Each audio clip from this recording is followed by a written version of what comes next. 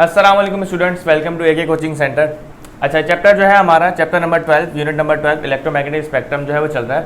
तो हमने ये चीज़ तो पढ़ ली कि इलेक्ट्रोमैग्नेटिक वेव्स जो हैं वो होती क्या है, ट्रांसवर्स होती हैं, नेचर जो उनकी है ट्रांसवर्स है, और जो है वो इलेक्ट्रोमैग्नेटिक वेव्स की स्पीड क्या होती है 3 × 10⁸। अच्छा, बहुत सारे स्टूडेंट्स के जो है वो जहन में सवाल आ रहा होगा कि इलेक्ट्रोमैग्नेटिक वेव्स जो है वो यूज़ कहाँ हो रही हैं। जिस तरह मैंने आपको बताया कि जिस तरह दौर जो है वो एडवांस हो रहा है, उस तरह से इलेक्ट्रोमैग्नेटिक जो वेव्स हैं, जो इलेक्ट्रोमैग्नेटिक वेव लाइट है, उसकी जितने भी कंपोनेंट्स हैं, उनका जो जितना इस्तेमाल है वो दिन ब दिन बहुत ज़्यादा बढ़ रहा है। जिस तरह मोबाइल फ़ोन्स यूज़ करते हैं, टेलीविज़न यूज़ करते हैं, रेडियो यूज़ करते हैं, तो इन सब में जो है इलेक्ट्रोमैग्नेटिक वेव्स जो है वो बहुत ज़्यादा यूज़ हो रही हैं। तो आज का टॉपिक बहुत इंपॉर्टेंट है हमारा, वो ये है कि main components of electromagnetic spectrum. Short form में लिखा हुआ मैंने इलेक्ट्रोमैग्नेटिक स्पेक्ट्रम, और इसके यूजेस हम आज जो है वो पढ़ने वाले हैं। तो सबसे पहले हम देखते हैं कि मेन कंपोनेंट्स इसके हैं क्या। अच्छा, इलेक्ट्रोमैग्नेटिक वेव जो है वो मुख्तलिफ तरीके से जो है वो पैदा की जाती है और मुख्तलिफ चीज़ों से निकलती हैं और मुख्तलिफ तरीके की होती हैं। जिस तरह हमारे पास हो गई रेडियो वेव्स होती हैं, ठीक है, एक्स रेज हो गई, गामा रेज हो गई, अल्ट्रा वायलेट रेज हो गई, ये सारी क्या होती हैं, इलेक्ट्रोमैग्नेटिक वेव्स होती हैं। सही है। तो ये इलेक्ट्रोमैग्नेटिक वेव्स जो हैं इनकी फ्रीक्वेंसीज, सही है, और इनकी एनर्जीज और इनकी वेवलेंथ सबसे अलग अलग होती है। सही है। तो इनके कंपोनेंट्स जो है बुक में हमारे पास पढ़ लेते हैं क्या लिखा हुआ है कि the electromagnetic spectrum has a wide range of frequencies, wavelength and energies. वही बात जो अभी मैंने बताई आपको कि इलेक्ट्रोमैग्नेटिक स्पेक्ट्रम जो है उनकी वाइड रेंज होती है फ्रीक्वेंसीज की, वेवलेंथ की और एनर्जीज सबकी डिफरेंट होती हैं। अगर रेडियो वेव्स की मैं बात कर लूँ तो मैंने आपको पहले बता चुका हूँ कि रेडियो वेव जो है उनकी वेवलेंथ जो है वो सबसे ज़्यादा होती है। सही है। तो उनकी फ्रीक्वेंसी जो क्या होगी, सबसे कम होगी। तो आप यहाँ पे लिखेंगे रेडियो वेव्स, रेडियो वेव्स इनकी फ्रीक्वेंसी क्या होती है, less frequency and more wavelength. Wavelength जितनी ज़्यादा होगी किसी चीज़ की, उसकी फ्रीक्वेंसी क्या होगी, उतनी ही कम हो जाएगी, क्योंकि ये दोनों आपस में क्या है, इनके रिलेशन जो है वो इनवर्स है। ठीक है। अच्छा, उसके बाद जो हमारे पास जो गैमा रेज होती हैं उनकी फ्रीक्वेंसी वो सबसे ज़्यादा होती है और सबसे हार्मफुल भी, सबसे खतरनाक जो हमारे पास क्या होती हैं वो गैमा रेज। तो गैमा रेज जो है हमारे पास उनकी मोर फ्रीक्वेंसी एंड लेस वेवलेंथ, और इनकी वेवलेंथ जो होती है वो सबसे कम होती है। ठीक है। और इनकी फ्रीक्वेंसी जो है वो सबसे ज़्यादा होती है, फ्रीक्वेंसी और एनर्जी। सही है। फ्रीक्वेंसी एनर्जी जो है सबसे कम किसकी होती है, रेडियो वेव्स की, और सबसे ज़्यादा होती है हमारे पास होती है वो गैमा रेज की होती है। अब हमने यहाँ देखना है कि the electromagnetic spectrum has a entire distribution of electromagnetic waves according to their frequencies of wavelength.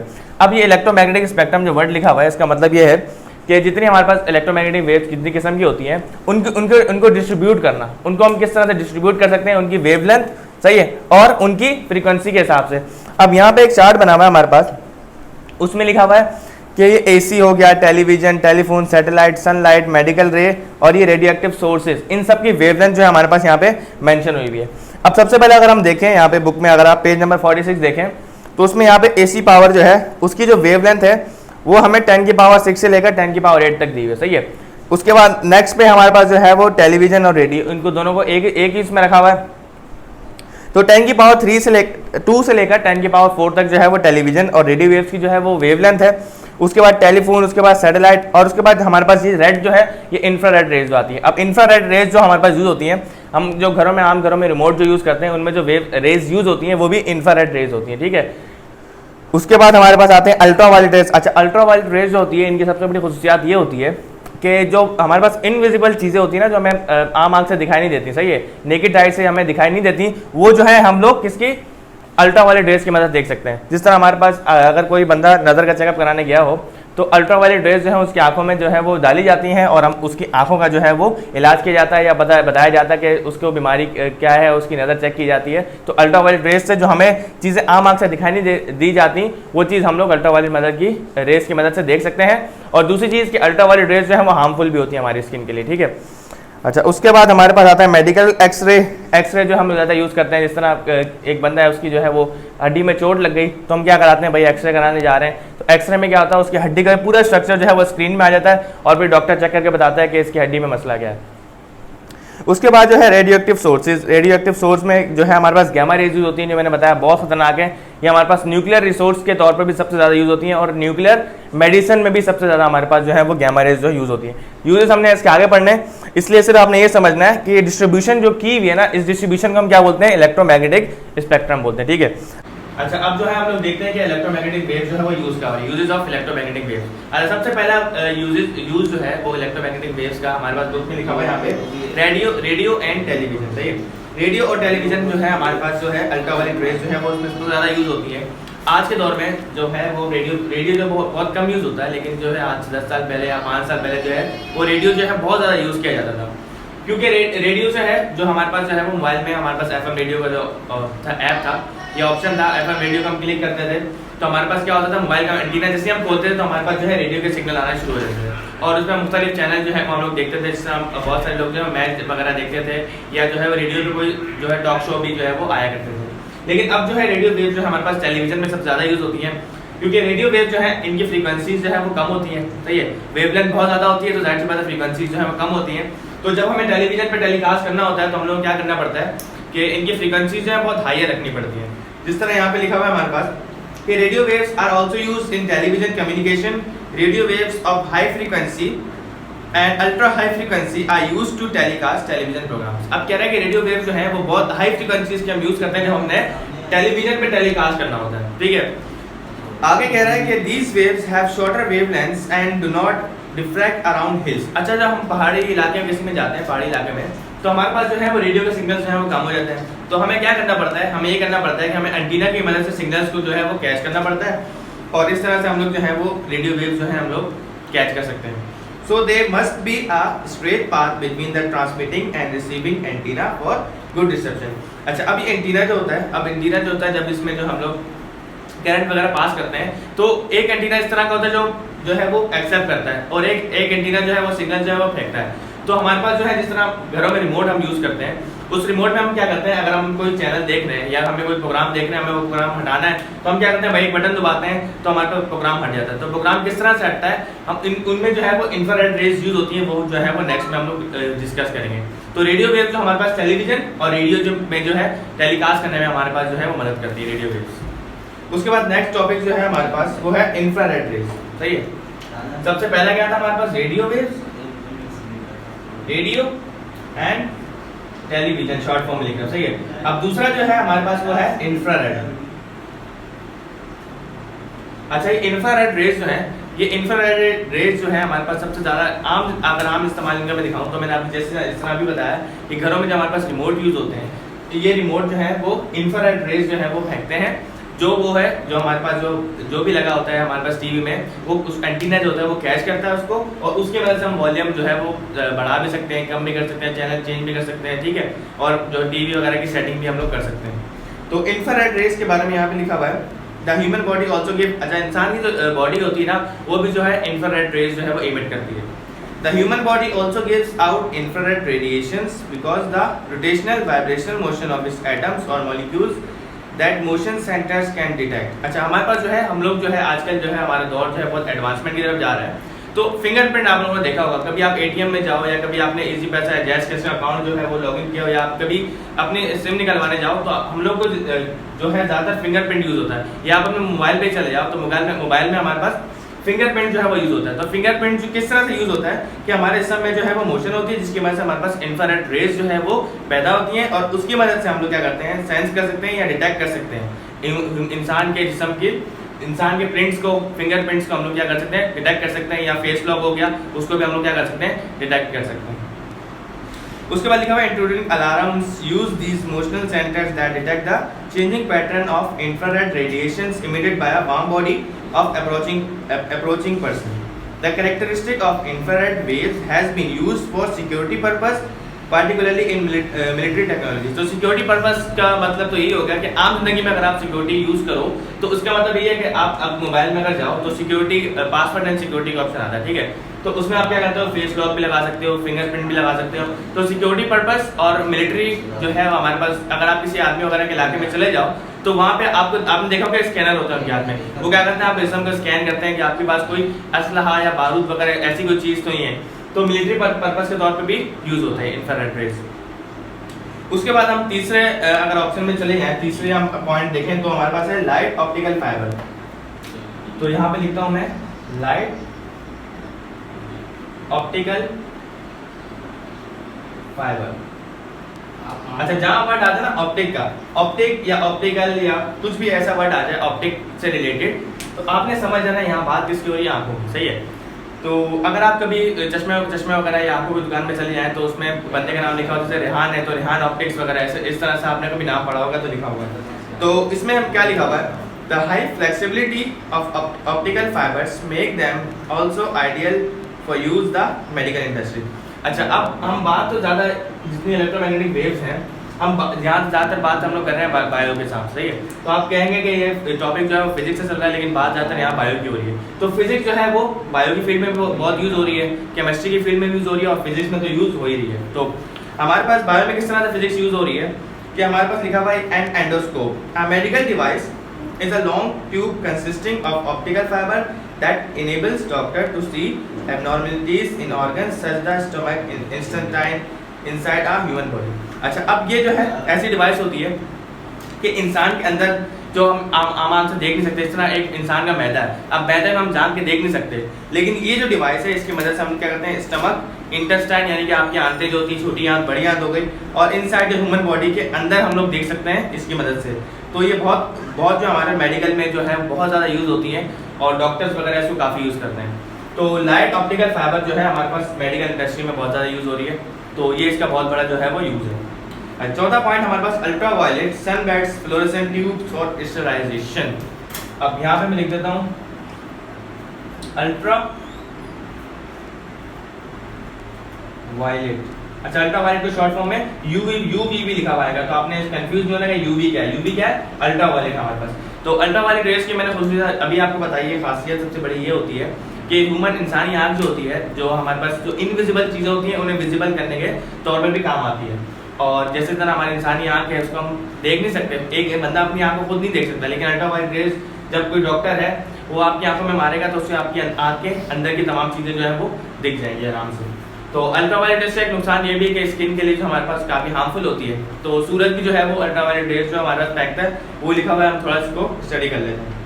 अब कह रहा है very hot objects such as the sun emit radiations beyond the violet end of the visible spectrum known as ultraviolet radiation. कह रहा है कि very hot object, ऐसे object जो बहुत ज़्यादा गर्म होते हैं, ठीक है, उनसे क्या होते हैं, अल्ट्रावायलेट रेस जो है वो इमिट होती हैं। The ultraviolet is also produced by passing an electric current through a mercury vapors in tube। Ultraviolet radiation is further divided into 3 bands in order of increasing energy, A type, B type और C type। अब ये कह रहा है कि ultraviolet rays produce भी की जा सकती हैं खुद, किस तरह से कि पासिंग थ्रू इलेक्ट्रिक करंट। अब मरकरी जो है, मरकरी के वेपर्स में अगर इलेक्ट्रिक करंट आप पास करो तो हमारे पास कुछ रेज निकलेंगी, और वो रेज कौन सी होंगी, वो अल्ट्रावायलेट रेस होंगी हमारे पास। उनको हमने 3 टाइप में जो है वो डिवाइड कर दिया, ठीक है। नंबर 1 है अल्ट्रावायलेट रेस, ए टाइप, बी टाइप और सी टाइप। अब ये ए टाइप, बी टाइप और सी टाइप इनकी वेवलेंथ क्या होती है, इनकी वेवलेंथ जो हमारे पास यहाँ पे नीचे गिवन है। तो ए टाइप जो होती है उसकी वेवलेंथ जो है वो 315 से लेकर 399 यानी कि 399 नैनोमीटर तक है। उसके बाद बी जो है उसकी थोड़ी सी कम है, उसकी 280 से लेकर 280 से लेकर 314 नैनोमीटर है, और सी टाइप जो है वो उसकी 100 से लेकर 279 मीटर जो है वो वेवलेंथ है। यानी कि जितनी इनकी वेवलेंथ ज़्यादा होती रहेगी फ्रीक्वेंसी इनकी कम होती रहेगी, इतनी फ्रीक्वेंसी कम होती रहेगी वेवलेंथ उतनी ज़्यादा होती रहेगी। अब ये कह रहा है कि in fair skin the rays can penetrate deeper and are harmful to live cells. तो ये कह रहा है कि ये रेस जो है वो जिस तरह मैंने आपको बताया स्किन के लिए हार्मफुल होती हैं, तो अल्ट्रावायलेट रेस वाकई में हमारी स्किन जो है उसके लिए हार्मफुल होती हैं। Excess ultraviolet exposure can result in severe skin disease, और जो इंसानों की जिसम स्किन की बीमारी जो होती है ना, बहुत सारी स्किन डिजीज जो होती हैं वो भी अल्ट्रावायलेट रेस की मदद से, अल्ट्रावायलेट रेस की वजह से ज़्यादा होती हैं स्किन डिजीज, सही है। उसके बाद चौथा हमारे पास टाइप है ये सन बेड जो है, ये आपके पास बना हुआ है बुक में, तो आप देख सकते हैं। ये अगर आप कभी डेंटिस्ट के पास गए उसके बाद इस तरह का बेड होता है, तो ये थोड़ा सा डिफरेंट है उससे, लेकिन आप डायग्राम अगर देखेंगे आपको समझ आ जाएगी। सन बेड पेज नंबर 49 पे यहाँ पे डायग्राम में देखिए। अच्छा, उसके बाद यहाँ पे लिखा हुआ है नेक्स्ट जो है हमारे पास वो है हमारे पास एप्लीकेशन ऑफ एक्स रेज। अब एक्स रेज जो है हमारे पास वो भी बहुत इंपॉर्टेंट है। अच्छा, एक्स रेज यूज कहाँ पे होती है? अच्छा, आपने एक्सरे का नाम बहुत सुना होगा कि एक्सरे करवा लो, सीने का एक्सरे करवा लो, सही है। टांग का एक्सरे करवा लो। तो एक्सरे हमारे पास यूज़ में होती है, जिस तरह मैंने आपको बताया था कि एक बंदा है, उसकी हड्डी जो है वो टूट गई है या उसकी हड्डी जो है वो उससे एक्सीडेंट हुआ है, तो हम चेक करने के लिए कि उसकी हड्डी कहीं टूट तो नहीं गई या जोड़े हिल तो नहीं गए, हम लोग क्या करवाते हैं, उसका एक्सरे करवाते हैं। तो एक्सरेज क्या करती है, इंसान के जिस्म में जाकर और हमें जो है वो एक पिक्चर देती है, स्क्रीन में हमारे पास पिक्चर आ जाती है। उस पिक्चर जो है उससे वो डॉक्टर जो है या जो भी होगा फार्मेसी में जो भी होगा बंदा, वो आपको देख के बता देगा कि आपके इस समय जो आपकी हड्डी है वो ब्रोक हुई है या ब्रेक हुई है या नहीं हुई। तो यहाँ पे लिखा हुआ है कि the long X-rays are produce when fast moving electrons lose their energy quickly. जब इलेक्ट्रॉन्स जो हैं बहुत ज़्यादा तेज़ी से मूव कर रहे होंगे और अपनी एनर्जी को लूज करेंगे ना, तब हमारे पास क्या प्रोड्यूस होंगी, एक्सरेज प्रोड्यूस होंगी।